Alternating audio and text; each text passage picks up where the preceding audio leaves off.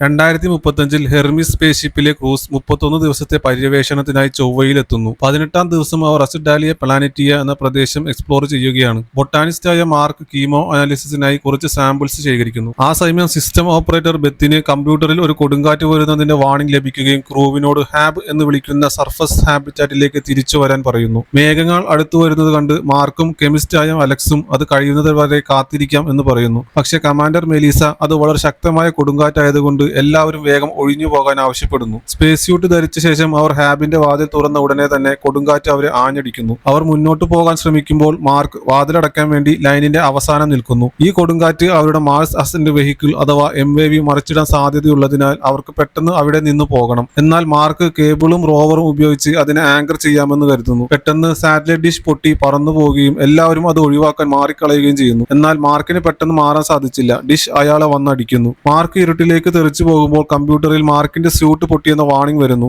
സ്കാനറിൽ അയാളെ കണ്ടെത്താൻ കഴിയുന്നില്ല. ജീവിച്ചിരിക്കുന്നതിന്റെ എന്തെങ്കിലും അടയാളവും ഡിറ്റക്ട് ചെയ്യുന്നില്ല. മെലീസ കുറച്ചുകൂടി സെർച്ച് ചെയ്യാൻ വേണ്ടി അവിടെ നിൽക്കുമ്പോൾ ബാക്കി ക്രൂ മെമ്പേഴ്സിനെ MAVയിലേക്ക് അയക്കുന്നു. സർജനായ ക്രിസ് പറയുന്നു സ്പേസ് സ്യൂട്ടിന് പൊട്ടൽ സംഭവിച്ചതിനാൽ മാർക്ക് ഇപ്പോൾ മരിച്ചിട്ടുണ്ടാകും. അതുപോലെ കൊടുങ്കാറ്റ് MAVനെ ബാധിക്കാൻ തുടങ്ങിയിരിക്കുന്നു. മെലീസയ്ക്ക് വേറെ വഴിയില്ലാതെ ക്രൂവിനോടൊപ്പം ചേർന്ന് MAVയുടെ ലോഞ്ച് ഓതറൈസ് ചെയ്യേണ്ടി വരുന്നു. MAV ക്രൂ അവരുടെ സുഹൃത്തിനെ നഷ്ടപ്പെട്ട ദുഃഖത്തിൽ മാർസ് വിട്ടു പോകുകയാണ്. അതേസമയം നാസയുടെ അഡ്മിനിസ്ട്രേറ്റർ ആയ ടെഡ്ഡി ഒരു പ്രസ് കോൺഫറൻസിൽ മാർസ് പര്യവേക്ഷണത്തിന് പോയ ടീം ഒരു ആസ്ട്രോണോട്ട് ഇല്ലാതെയാണ് തിരികെ വരുന്നതെന്ന് പ്രഖ്യാപിക്കുന്നു. എന്നാൽ ഈ സമയം മാർസിൽ കൊടുങ്കാറ്റ് അവസാനിച്ചു. മാർക്കിന്റെ സ്യൂട്ടിൽ ഓക്സിജൻ ലെവൽ ക്രിട്ടിക്കൽ ആണെന്ന അലേർട്ട് വന്നപ്പോഴാണ് അയാൾ ഉണരുന്നത്. സാറ്റലൈറ്റിലേക്ക് വയർ വഴി ബന്ധിപ്പിച്ചിരുന്ന ഒരു ലോഹക്കഷണം അയാളുടെ സൂട്ട് തുളച്ചു കയറിയിരുന്നു. പക്ഷേ അതേസമയം ആ ദ്വാരം മൂടിയും വെച്ചു. അതാണ് അയാൾ ജീവനോടെ ഇരിക്കാനുള്ള കാരണം. വയർ മുറിച്ച ശേഷം മാർക്ക് ഹാബിലേക്ക് തിരികെ ഓടിയെത്തി വേദനയോടെ ലോഹദണ്ഡ് നീക്കം ചെയ്തു. എന്നാൽ അതിന്റെ ഒരു കഷണം ഇപ്പോഴും അകത്തുണ്ട്. ആ കഷണം ഫോർസെപ്സ് ഉപയോഗിച്ച് നീക്കം ചെയ്ത ശേഷം മുറിവ് അടച്ചു. പിന്നീട് കമ്പ്യൂട്ടറിൽ ലോഗിൻ ചെയ്ത് എന്താണ് സംഭവിച്ചതെന്ന് വിശദമായി വീഡിയോ ലോഗ് ചെയ്തു വെച്ചു. താൻ ഇനി രക്ഷപ്പെടില്ല എന്ന് തന്നെ മാർക്ക് കരുതി. ആന്റിന പൊട്ടിപ്പോയതിനാൽ നാസയുമായി ബന്ധപ്പെടാൻ വഴിയില്ല. അടുത്ത മാൻഡ് മിഷൻ മാർസിലേക്ക് വരാൻ 4 വർഷം വേണം. പക്ഷേ അത്രയും കാലം ജീവിച്ചിരിക്കാൻ കഴിയുമെന്ന് തോന്നുന്നില്ല. പുറത്ത് മറ്റൊരു കൊടുങ്കാറ്റ് വരുന്നത് കാണുമ്പോൾ മാർക്ക് ആ ദിവസം മുഴുവൻ വിശ്രമിക്കുന്നു. പക്ഷേ പതിയെ അയാൾക്ക് ബോറടിക്കാൻ തുടങ്ങുന്നു. അയാൾ ഹാബ് ക്ലീൻ ചെയ്യാൻ തുടങ്ങി. പിന്നെ കൂട്ടുകാരുടെ സാധനങ്ങൾ ലേബൽ ചെയ്ത ബോക്സുകളിൽ വെച്ചു.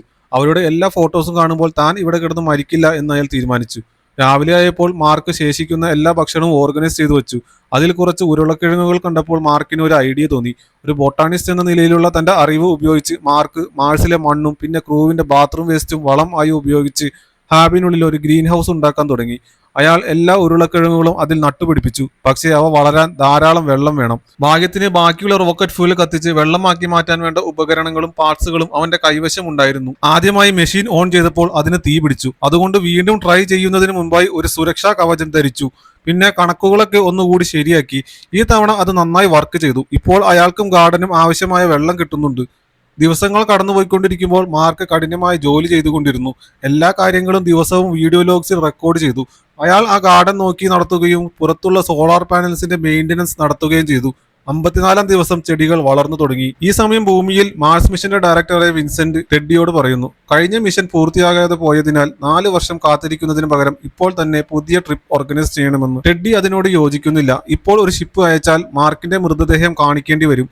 അത് പൊതുജനങ്ങൾക്ക് ഇഷ്ടപ്പെട്ടെന്ന് വരില്ല. എന്നാൽ വിൻസെന്റ് ചൂണ്ടിക്കാണിക്കുന്നത് കുടുംബത്തിന് വേണ്ടി മൃതദേഹം തിരികെ കൊണ്ടുവരാനുള്ള മിഷൻ ആയി ഇതിനെ അവതരിപ്പിച്ചാൽ അത് നമുക്ക് അനുകൂലമാക്കാൻ കഴിയും എന്നാണ്. കുറച്ചു മിനിറ്റുകൾക്ക് ശേഷം ടെക്സാസ് സ്പേസ് സെന്ററിലെ ഒരു ഓപ്പറേറ്റർക്ക് വിൻസെന്റിൽ നിന്ന് മാർസിലെ ചില സ്പെസിഫിക് കോർഡിനേറ്റ്സ് ചെക്ക് ചെയ്യാനുള്ള മെസ്സേജ് കിട്ടുന്നു.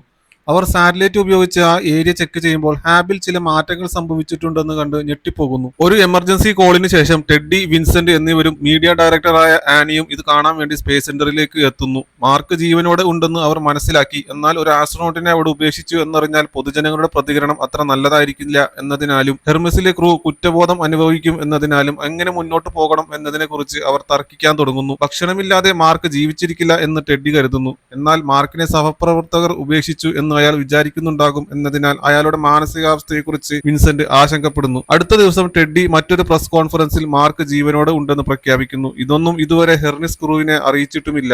70-ാം ദിവസം മാർക്ക് കാര്യങ്ങളെക്കുറിച്ച് ലോങ് ടൈമിലേക്ക് ചിന്തിക്കാൻ തുടങ്ങണം എന്ന് തീരുമാനിക്കുന്നു. 4 വർഷത്തിനു ശേഷം എത്തുന്ന ടീം അയാളുടെ ഹാബിൽ നിന്നും 3200 കിലോമീറ്റർ അകലെയാണ് ലാൻഡ് ചെയ്യാൻ പോകുന്നത്. അതുകൊണ്ട് അവിടെ എത്താനുള്ള വഴി കണ്ടെത്തണം. ആദ്യത്തെ പ്രശ്നം, പ്രവർത്തിക്കുന്ന ഒരേയൊരു റോവറിന് റീചാർജ് ചെയ്യേണ്ടതിന് മുമ്പ് പരമാവധി 35 കിലോമീറ്റർ മാത്രമേ സഞ്ചരിക്കാൻ കഴിയൂ. രണ്ടാമത്തെ പ്രശ്നം, യാത്ര പൂർത്തിയാക്കാൻ 50 ദിവസം വേണ്ടിവരും. അതിനർത്ഥം കുറഞ്ഞ ലൈഫ് സപ്പോർട്ട് മാത്രമുള്ള ആ റോവറിൽ അത്രയും നാൾ ജീവിക്കേണ്ടി വരും. കൊടുങ്കാറ്റിൽ നശിച്ച റോവറിൽ നിന്നും പാർട്സ് എടുത്ത് പ്രവർത്തിക്കുന്ന റോവറിന്റെ ബാറ്ററി ലൈഫ് ഇരട്ടിയാക്കാൻ മാർക്കിന് കഴിയുന്നു. രാത്രിയിൽ അയാൾ ഒരു ടെസ്റ്റ് റൺ നടത്തുകയും റോവറിനകത്ത് എത്രമാത്രം തണുപ്പുണ്ടാകുന്നു എന്ന് ശ്രദ്ധിക്കുന്നു. പക്ഷേ തണുപ്പ് അകറ്റാൻ വേണ്ടി ഹീറ്റർ ഓൺ ചെയ്താൽ വളരെയധികം ബാറ്ററി ലൈഫ് ഉപയോഗിക്കപ്പെടും. അവൻ ഹാബിലേക്ക് തിരിച്ചെത്തിയപ്പോൾ radio isotope thermo electric generator കുഴിച്ചെടുക്കണമെന്ന് തീരുമാനിക്കുന്നു.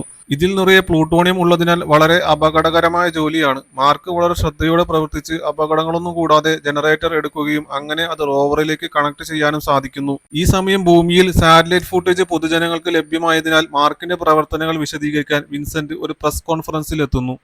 മാർക്ക് ലാൻഡിംഗ് സൈറ്റിലേക്ക് പോകാൻ ശ്രമിക്കുന്നുണ്ടാകാമെന്നാണ് നാസ കരുതുന്നത്. നാസയ്ക്ക് അവനുമായി കമ്മ്യൂണിക്കേറ്റ് ചെയ്യാൻ കഴിഞ്ഞിരുന്നെങ്കിൽ റെസ്ക്യൂ ചെയ്യുന്നതുവരെ കാത്തിരിക്കാൻ പറയുമായിരുന്നു എന്നും അദ്ദേഹം വിശദീകരിക്കുന്നു.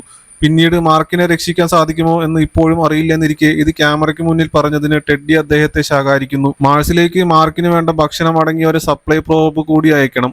പക്ഷേ അത് നിർമ്മിച്ച് അയക്കാൻ 9 മാസം വേണ്ടിവരും. ടെഡ്ഡി എല്ലാവരോടും ഓവർടൈം വർക്ക് ചെയ്ത് 3 മാസത്തിനുള്ളിൽ അത് പൂർത്തിയാക്കാൻ ആവശ്യപ്പെടുന്നു.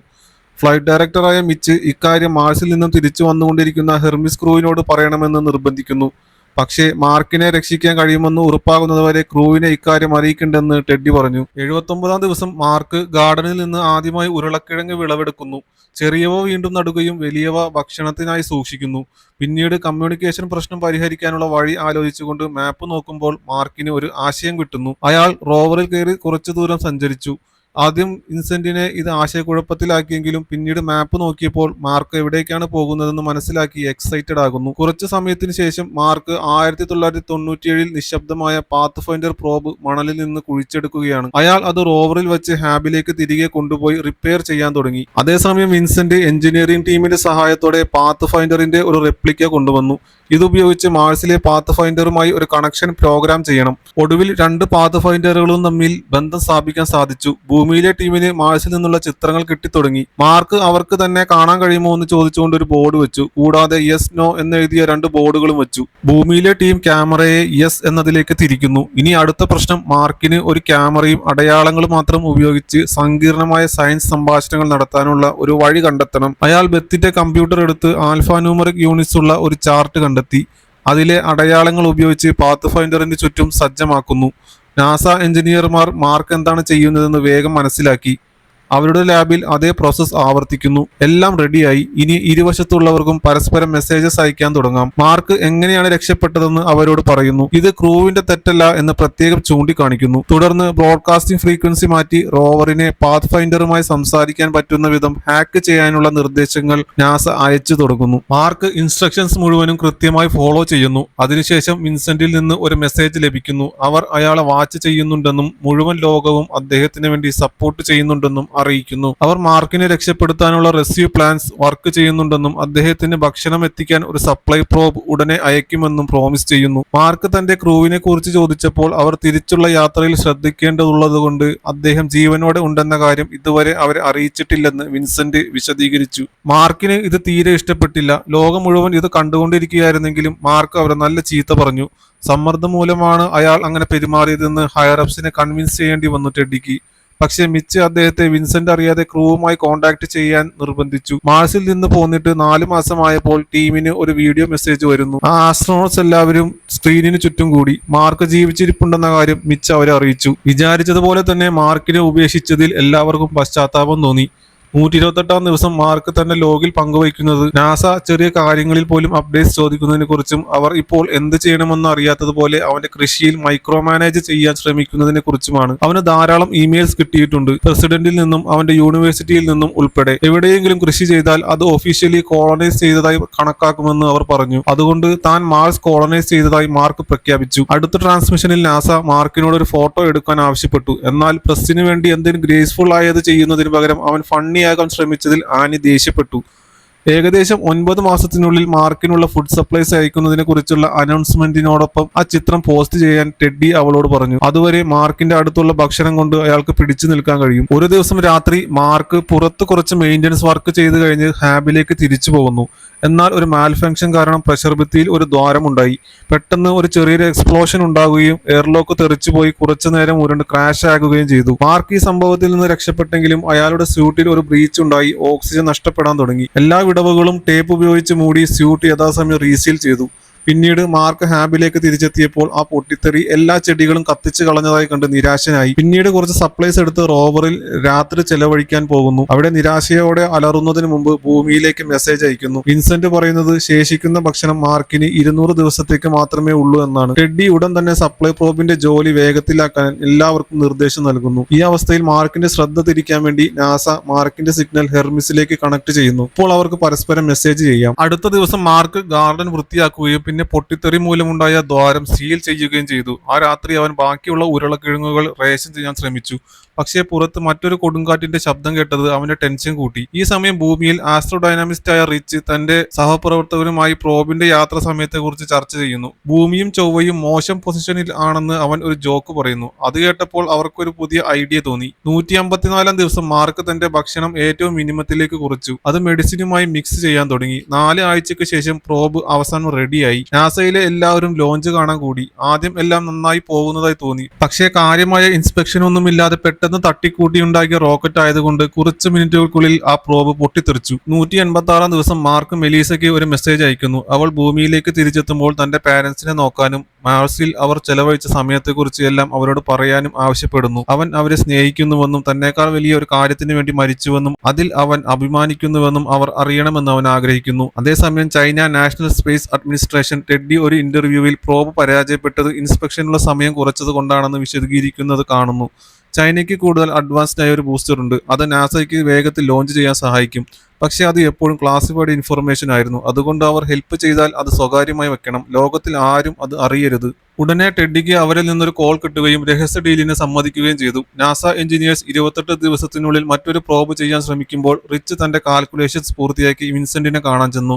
തനിക്ക് ഒരു മികച്ച പ്ലാൻ ഉണ്ടെന്ന് പറയാൻ. വിൻസെന്റ് ഒരു മീറ്റിംഗ് സംഘടിപ്പിക്കുകയും റിച്ച് തന്റെ പ്ലാനിന്റെ വിഷ്വൽ ഡെമോൺസ്ട്രേഷൻ നടത്തുകയും ചെയ്തു. പ്രോബ് നേരിട്ട് മാർസിലേക്ക് അയക്കുന്നതിന് പകരം ചൈനീസ് ബൂസ്റ്റർ ഉപയോഗിച്ച് ഭൂമിയോട് അടുത്തുകൊണ്ടിരിക്കുന്ന ഹെർമിസുമായി പ്രോബിനെ കണക്ട് ചെയ്യാൻ കഴിയും. അങ്ങനെ ഹെൻറിസിലെ ക്രൂ സപ്ലൈസ് എടുത്ത് ഭൂമിക്ക് ചുറ്റും ഒരു സ്ലിംഗ് ഷോട്ട് എഫക്റ്റിൽ പറക്കുക. അങ്ങനെ ആവശ്യമായ വേഗത നിലനിർത്തുകയും അവരെ വേഗം മാർസിലേക്ക് തിരികെ എത്തിക്കാനും ഇതുവഴി സാധിക്കും. മാർക്ക് അവരെ MAVയിൽ വച്ച് കണ്ടുമുട്ടും. എന്നാൽ ഇത് ക്രൂവിന്റെ മിഷനിൽ 500 ദിവസം കൂടി കൂട്ടും. മെലീസയും മറ്റുള്ളവരും ഇത് ചെയ്യണോ വേണ്ടയോ എന്ന് തീരുമാനിക്കാൻ അവരെ അനുവദിക്കണമെന്ന് മിച്ച് കരുതുന്നു. പക്ഷേ ഈ പ്ലാൻ വളരെ റിസ്ക് ആയതിനാലും ഇത് കാരണം മുഴുവൻ ടീമിനെയും നഷ്ടപ്പെടാനുള്ള സാധ്യത ഉള്ളതിനാൽ ഈ പ്ലാനുമായി മുമ്പോട്ട് പോകാൻ ടെഡ്ഡി തയ്യാറല്ല. അതുകൊണ്ട് റിച്ചിന്റെ പ്ലാനിന് പകരം ഒറിജിനൽ പ്ലാനിൽ തന്നെ തുടരാൻ തീരുമാനിക്കുന്നു. ഈ സമയം ഹെർമസിൽ ബെത്ത് ഒരു എൻക്രിപ്റ്റഡ് മെസ്സേജ് കണ്ടെത്തി. അത് ഡീകോഡ് ചെയ്തപ്പോൾ റിച്ചിന്റെ പ്ലാൻ എന്താണെന്ന് അവർക്ക് മനസ്സിലായി. എന്ത് ചെയ്യണമെന്ന് ചർച്ച ചെയ്യാൻ വേണ്ടി എല്ലാവരും കൂടുന്നു. അപ്പോൾ മെലീസ എല്ലാവരെയും ഇതിന്റെ ഫലം എന്തായിരിക്കുമെന്ന് ഓർമ്മിപ്പിക്കുന്നു. അവർക്ക് അവരുടെ കുടുംബങ്ങളെ ഒരു വർഷത്തേക്ക് കാണാൻ കഴിയില്ല. അവർ കോർട്ട് മാർഷ്യൽ ചെയ്യപ്പെടും. മാത്രമല്ല ഭൂമിക്ക് ചുറ്റുമുള്ള സ്ലിംഗ് ഷോട്ട് തെറ്റിയാൽ എല്ലാവരും മരിക്കും. ക്രൂവിലെ എല്ലാവരും ഇത് ചെയ്യാൻ സമ്മതിച്ചു. നാസയിലെ ടീം ഹെർമിസ് തന്റെ സഞ്ചാരപാതയിൽ നിന്ന് വ്യതിചലിച്ച് പറക്കുന്നത് ശ്രദ്ധിക്കുന്നു. വേറെ വഴിയില്ലാതെ പുതിയ പ്ലാനിനെ കുറിച്ച് പ്രസിനോട് പറയാൻ ടെഡ്ഡി ആനിയെ അയക്കുന്നു. മിച്ച് രഹസ്യമായി ഹെർമിസിന് സന്ദേശം അയച്ചതാണെന്ന് മനസ്സിലാക്കിയ ടെഡ്ഡി ഈ മിഷൻ കഴിയുമ്പോൾ റിസൈൻ ചെയ്യേണ്ടി വരുമെന്ന് മിച്ചിനോട് പറയുന്നു. ചൈനീസ് ശാസ്ത്രജ്ഞർ നാസ ഓഫീസിലേക്ക് ബൂസ്റ്ററിന്റെ പണിക്കായി വരുന്നു. അവർ തമ്മിൽ ഭാഷയും സംസ്കാരവും തമ്മിലുള്ള വ്യത്യാസം കാരണം കമ്മ്യൂണിക്കേഷനിൽ ഒരുപാട് പ്രശ്നങ്ങൾ ഉണ്ടാവുന്നുണ്ട്. ഹെർമിസ് ക്രൂ അവരുടെ കുടുംബങ്ങളെ വിളിച്ച് 500 ദിവസം കൂടി കാത്തിരിക്കേണ്ടി വരുമെന്ന് അറിയിക്കുന്നു. ഒടുവിൽ റോവർ റെഡിയായി. എല്ലാം ശരിയായി വർക്ക് ചെയ്യുന്നുണ്ടോ എന്ന് ഉറപ്പാക്കാൻ മാർക്ക് അതിനെ ടെസ്റ്റ് ചെയ്ത് നോക്കി. പുതിയ ബൂസ്റ്ററും വിജയകരമായി ടെസ്റ്റ് ചെയ്യപ്പെടുകയും അങ്ങനെ പ്രോബ് കുഴപ്പങ്ങൾ ഒന്നുമില്ലാതെ ലോഞ്ച് ചെയ്യപ്പെടുന്നു. ഹെർമിസ് അതിനെ ഭൂമിക്കടുത്ത് കണ്ടെത്തുകയും പിന്നെ അതിനെ ഷിപ്പുമായി ബന്ധിപ്പിക്കുന്നു. 7 മാസങ്ങൾക്ക് ശേഷം മാർക്ക് ഒടുവിൽ പോകാൻ റെഡിയാവുകയാണ്. തന്റെ അവസാന ലോഗ് റെക്കോർഡ് ചെയ്യുകയും പിന്നെ ഹാബിലെ എല്ലാ സിസ്റ്റംസും ഓഫ് ചെയ്യുന്നു. ശേഷം ചുമരിൽ 461 ദിവസം എന്ന് മാർക്ക് ചെയ്ത് സൈൻ ചെയ്യുന്നു. അയാളുടെ മുന്നിൽ നീണ്ട ഒരു യാത്രയാണുള്ളത്. ഹാബിൽ നിന്നും എടുത്ത സോളാർ പാനൽസ് ഉപയോഗിച്ച് റോവർ റീചാർജ് ചെയ്യാൻ കൃത്യമായി ഇടവേളകളിൽ അത് നിർത്തേണ്ടതുണ്ട്. ആ നിമിഷങ്ങളിൽ അവൻ പ്രകൃതി ദൃശ്യങ്ങൾ ആസ്വദിക്കുകയും ആ സ്ഥലങ്ങളിൽ മിക്കതിലും സന്ദർശിക്കുന്ന ആദ്യ വ്യക്തി താനാണെന്ന് സ്വയം ഓർമ്മിപ്പിക്കുന്നു. റോവർ ചാർജ് ചെയ്യുന്ന സമയത്ത് ഉറങ്ങുകയും ചെയ്യും. 517 ദിവസം മിച്ചും എഞ്ചിനീയേഴ്സും ഒരു പ്രശ്നം കണ്ടെത്തി. ഹെർമിസിനെ മാർസിന്റെ ഓർബിറ്റിൽ പ്രവേശിക്കാൻ കഴിയില്ല. കാരണം അങ്ങനെ ചെയ്താൽ തിരിച്ചു വരാനുള്ള ഇന്ധനം ഉണ്ടാവില്ല. MAVക്ക് മാർസിന്റെ ഏറ്റവും താഴ്ന്ന ഓർബിറ്റിൽ വരെ മാത്രമേ എത്താൻ കഴിയൂ. അതുകൊണ്ട് മാർസിന്റെ ഗ്രാവിറ്റിയിൽ നിന്ന് രക്ഷപ്പെടാൻ മാർക്ക് കൂടുതൽ വേഗതയിൽ സഞ്ചരിക്കേണ്ടി വരും. ഇത് സാധിക്കാൻ അവർ MAVയിൽ നിന്ന് 5000 കിലോഗ്രാം കുറയ്ക്കണം. സീറ്റുകൾ, കൺട്രോൾ പാനലുകൾ, സർവൈവൽ സിസ്റ്റമിന്റെ കുറച്ച് ഭാഗങ്ങൾ എന്നിവ നീക്കം ചെയ്യാമെന്ന് മിച്ച് കരുതുന്നു. മാർക്കിന് ശ്വസിക്കാൻ സ്യൂട്ട് ധരിക്കേണ്ടി വരും. ഹെർമിസ് ക്രൂവിന് MAVയെ റിമോട്ടായിട്ട് നിയന്ത്രിക്കേണ്ടി വരും. ഇതൊന്നും പോരാതെ പ്രശ്നം കൂടുതൽ സങ്കീർണമാക്കുന്ന മറ്റൊരു കാര്യം കൂടി ചെയ്യേണ്ടി വരും. MAVയുടെ എയർലോക്കും ജനലുകളും നീക്കം ചെയ്ത് അതിന്റെ മുകളിൽ ക്യാൻവാസ് വെക്കേണ്ടി വരും. ഈ മിഷൻ പരാജയപ്പെടാനുള്ള സാധ്യത വളരെ കൂടുതലാണ്. പക്ഷേ അവർക്ക് വേറെ വഴിയില്ല. അവർ ഈ പ്ലാൻ മാർക്കിന് അയച്ചപ്പോൾ അവൻ F വേർഡ് ഉപയോഗിച്ച് മറുപടി നൽകി. 538 ദിവസം മാർക്ക് MAV ഉള്ള സ്ഥലത്തെത്തി. ഈ പ്ലാനിന്റെ ഭ്രാന്തിനെ കുറിച്ച് ഒരു ലോഗ് കൂടി റെക്കോർഡ് ചെയ്തു. എന്നിരുന്നാലും സ്പേസ് ട്രാവലിന്റെ ചരിത്രത്തിലെ ഏറ്റവും വേഗതയേറിയ മനുഷ്യൻ ഇനി താനായിരിക്കും. പിന്നെ മാർക്ക് MAVയുടെ മോഡിഫിക്കേഷൻസ് ചെയ്യാൻ തുടങ്ങി. അതിന്റെ എല്ലാ ഭാഗങ്ങളും നീക്കം ചെയ്ത് അവശ്യ സാധനങ്ങൾ മാത്രം ബാക്കി വെച്ചു. മുകൾ ഭാഗം ക്യാൻവാസ് കൊണ്ട് മൂടി. 560 ദിവസം മെലീസ മാർക്കിനെ രക്ഷിക്കാനുള്ള പദ്ധതി വിശദീകരിച്ചു. എല്ലാം നന്നായി നടക്കുന്നുണ്ടെന്ന് ഉറപ്പാക്കാൻ ഓരോ ക്രൂ മെമ്പറിനും ഓരോ ജോലി നൽകി. എന്തെങ്കിലും പരാജയപ്പെട്ടാൽ അവരുടെ സുഹൃത്തിനെ രക്ഷിക്കാൻ ഹെർമിസിൽ നിന്ന് ചാടാനും അവർ തയ്യാറാണ്. അടുത്ത ദിവസം മാർക്ക് അവസാന ഭക്ഷണവും കഴിച്ചു. ഭാവിയിൽ റോവർ കണ്ടെത്തുന്ന ആസ്ട്രോനോട്ടിന് വേണ്ടി ഒരു കുറിപ്പ് വെച്ചു. അത് തന്റെ ജീവൻ രക്ഷിച്ചതിനാൽ അതിനെ സംരക്ഷിക്കണമെന്ന് പറഞ്ഞു. ഈ സമയം ഭൂമിയിൽ ജനങ്ങൾ നാസയുടെ ബിൽഡിങ്ങിന് പുറത്തും ലോകത്തിലെ വലിയ നഗരങ്ങളിലെ തെരുവുകളിലും രക്ഷാദൌത്യം കാണാൻ കൂടി. താടി വടിച്ച് മുടിയൊക്കെ വെട്ടിയ ശേഷം മാർക്ക് സ്യൂട്ട് ധരിച്ച് MAVയിൽ കയറി. ഇപ്പോൾ ഹെർമിസ് അടുത്തെത്തിയതിനാൽ ടെക്സ്റ്റ് അയക്കുന്നതിന് പകരം കോംസ് വഴി മാർക്കിനോട് സംസാരിക്കാൻ കഴിയും. തന്നെ രക്ഷിക്കാൻ തിരിച്ചു വന്നതിന് സുഹൃത്തുക്കളോട് നന്ദി പറയുമ്പോൾ അയാൾ കരഞ്ഞു. മെലീസ കൗണ്ട് ഡൗൺ ചെയ്തു. MAV യാതൊരു പ്രശ്നവുമില്ലാതെ പറന്നുയർന്നു. എന്നാൽ കുറച്ച് മിനിറ്റ് പറന്നതിന് ശേഷം ക്യാൻവാസ് പറന്നു പോകുകയും ക്യാബിനിലെ പ്രഷർ മാറുകയും ചെയ്തു. ഇത് മാർക്കിനെ ഡിസ്സിയാക്കി. അവസാനം അവന്റെ ബോധം പോയി. ഹെർമിസ് റിമോട്ടായിട്ട് MAVയുടെ ബൂസ്റ്റർ ഷട്ട് ഡൗൺ ചെയ്യുകയും MAVയിൽ ഇന്ധനം തീർന്നതായി കണ്ടെത്തുകയും ചെയ്തു. അത് MAVയെ മെയിൻ ഷിപ്പിൽ നിന്ന് നേരത്തെ പ്ലാൻ ചെയ്തതിലും ദൂരെ ആക്കി. ക്രൂവിന് അവരുടെ ബാക്കപ്പായി കരുതിയിട്ടുള്ള ഇന്ധനം ഉപയോഗിച്ചത് ഫിക്സ് ചെയ്യാൻ സാധിക്കും. പക്ഷെ പ്രശ്നം എന്താണെന്ന് വെച്ചാൽ അത് ഇന്റർസെപ്ഷന് വേണ്ടതിനേക്കാൾ സ്പീഡ് കൂട്ടും. ആ സമയത്ത് മാർക്ക് ഉണരുകയും തന്റെ വാരിയല്ലുകൾ ഒടിഞ്ഞതൊഴിച്ചാൽ വേറെ കുഴപ്പമൊന്നുമില്ലെന്ന് പറഞ്ഞു. ഇപ്പോഴത്തെ പ്രശ്നം കേട്ടപ്പോൾ അവൻ ഒരു പുതിയ പ്ലാൻ നിർദ്ദേശിച്ചു. അവന്റെ സ്യൂട്ട് കുത്തി തുളച്ച് പുറത്തേക്ക് ഒഴുകുന്ന വായുവിനെ ഒരു ത്രസ്റ്ററായി ഉപയോഗിച്ച് ഹെർമിസിലേക്ക് പറക്കാമെന്ന്. അതൊരു മോശം പ്ലാൻ ആയിരുന്നു. പക്ഷേ അത് മെലീസയ്ക്ക് സമാനമായ മറ്റൊരു ഐഡിയ നൽകി. ഒരു എയർലോക്ക് പൊട്ടിച്ച് പുറത്തേക്ക് പോകുന്ന വായു വഴി അവർക്ക് വേണ്ട കിക്ക് കിട്ടും. ഇത് വളരെ റിസ്കി ആണെങ്കിലും അവർക്ക് വേറെ വഴിയില്ലാത്തതിനാൽ മെലീസ അലക്സിനെ വിളിച്ച് എയർലോക്ക് പൊട്ടിക്കാൻ വേണ്ടി ഒരു ബോംബ് ഉണ്ടാക്കാൻ പറയുന്നു. സ്പേസ് ഷിപ്പിലെ സാധനങ്ങൾ ഉപയോഗിച്ച് അലക്സ് ഡൈനാമിറ്റിനേക്കാൾ ശക്തിയുള്ള ഒരു ബോംബ് ഉണ്ടാക്കുന്നു. ക്രിസ് അത് എയർലോക്കിൽ സെറ്റ് ചെയ്ത ശേഷം പറന്നകലുന്നു. കോക്പിറ്റിൽ കാൽക്കുലേഷൻസ് കാണിക്കുന്നത് ഇനിയും ചെറിയ ദൂരവ്യത്യാസം ഉണ്ടാകുമെന്നാണ്. അതിനാൽ മെലീസ താൻ പുറത്തേക്ക് പോകുമെന്ന് പറഞ്ഞ് സ്യൂട്ട് ധരിക്കുന്നു.